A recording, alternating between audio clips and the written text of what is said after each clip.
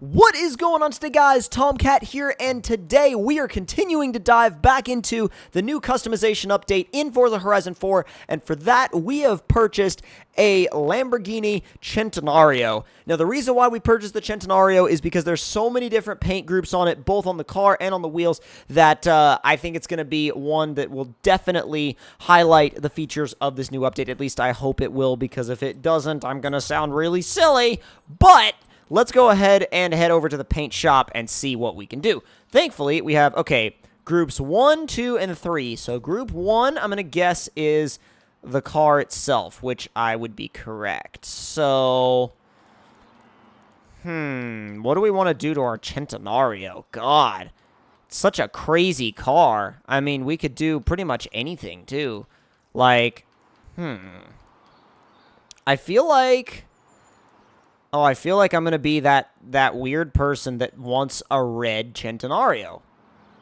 And, oh god, right now it's a McDonald's Centenario, jeez. Maybe red's not the best. I do like the Prismacolor black, and I like the carbon fiber polish, but that's basically what it came with originally. So I kind of don't want to do that, but at the same time, let's leave it as let's leave group 1 as it originally was and paint group 2. Oh, now that's where it gets really cool. So you can make the highlights any color you want. And my god, is that an amazing feature. See, now with being able to make the highlights red, oh, that looks so evil. Looks so good though, like evil in the best way possible. What is group 3? No way. Oh my god. So wait, I could make these pillars like silver if I wanted to. And I don't know if that fully makes sense to me, like as to why you have that option. But, oh, I see why you have that option.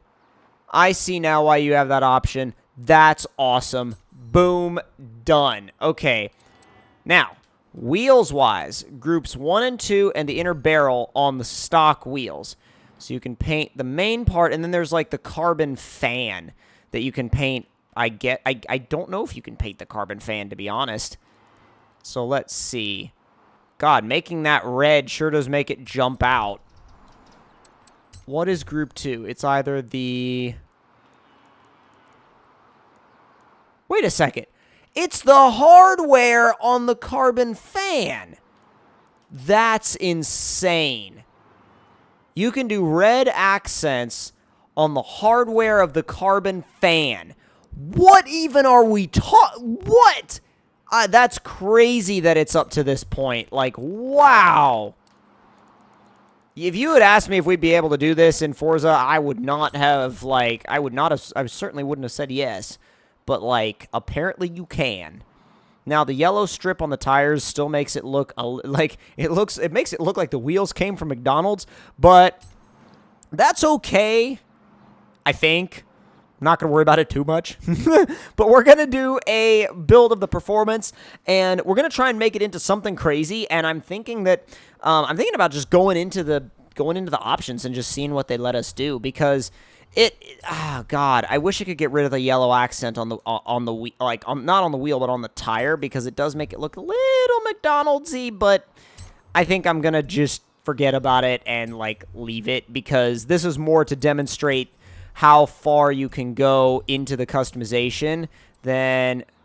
So you can take this V12 out and put the racing V12 in if you want to do that. It actually downgrades your it downgrades your overall like horsepower, but I don't know what it would be like at the end of the day. So let's see, we could do a race front end, and then we could do big race wing if that's what we wanted to do. I mean, I don't know if that's what I want to do though. I don't know if that's my goal with this car.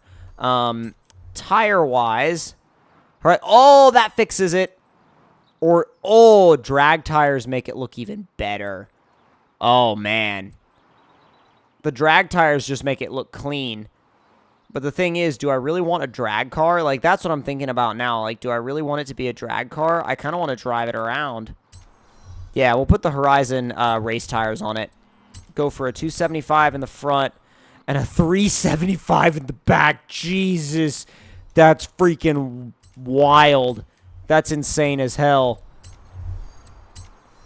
We'll get all the race driveline stuff put in. So if we ever do want to tune this car, it'll be plenty sorted. It takes a drift suspension so we can slam it. Oh my god, that's hilarious. And it's properly tucking, so it's slammed. It's hella Stance Nation, bruh. Like, wow, I just realized what a, like, Stance Nation Instagram guy I just sounded like right there. Like, oh, it's Stance Nation, bruh. Oh. Yeah, I mean, like, to be honest, I'm not making fun of it if it's what you like. You know, if it's what you like to do, more power to you. I just definitely prefer, like, the functional stuff, I think. But anyways, we've ended up with basically a car that weighs 3,000 pounds, makes 1,557 horsepower, and 998 foot-pounds of torque. This is going to be stupid. This is going to be freaking stupid. And I am so excited to find out what stupid monstrosity I have created. Because, again, we've given it a drift suspension. And if we've given it a drift suspension, we might as well give it rear-wheel drive. I mean, what's the point in not at this point? It's like we're already committed. We might as well just freaking go all in for it. I mean, what the hell else are you going to do at that point? There's nothing really, anything else you can do. Is just go all in. Go for it. Now, I will do a photo mode walk around of this car, just like I've been doing with all the other experimental builds.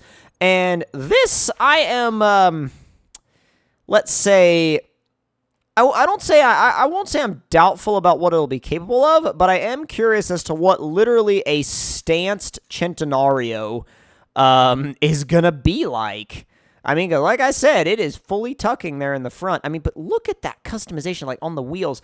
I mean, is it fully tasteful? I haven't decided yet. I mean, I haven't decided if that's a tasteful combination yet, but what I have decided is that it looks crazy and that I want to drive it. So without any further ado, we're going to take this thing out of the garage. Well, not really even out of the garage. It is out of the garage. We're going to get ourselves out of photo mode and see what a 1,500 horsepower Centenario with drift suspension drives like. Blows the 375s off up until 5th, which is dumb. This car is stupid. Oh my god. I mean, it's stupid in the most tremendously amazing way possible. Even though it's got a drift suspension, you can still definitely feel the mid-engine-ness. It definitely feels like it's wanting to correct itself a lot more than, like, say, a front-engine car would. But it's not actually that bad to drive. I mean, you would expect that something like this, you know, a rear-wheel drive converted 1,500 horsepower V12 Lamborghini would be more of a handful to drive than what it is right now. But honestly, it's not actually all that. Oh god. Yeah, I'm not going for the speed zone. I'm just drifting it. It's not actually all that hard. I'm surprised and impressed. It's not one for massive angle, and I think, like, I was expecting that, but oh, actually, there's a good spot up here to test that theory out. Yeah, it's not one for big angle. At least it doesn't feel like it is thus far.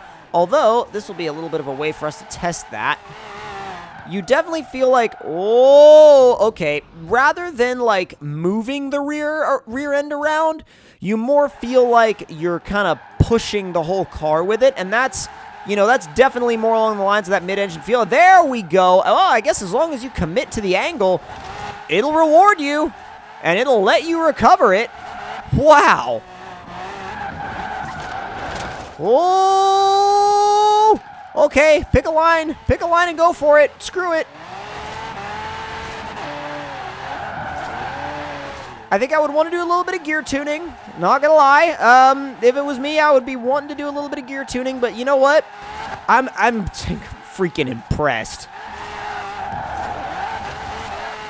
It's very placeable. Like, it's very easy to position. for what it is, man. I think it's I think I would consider this a success here.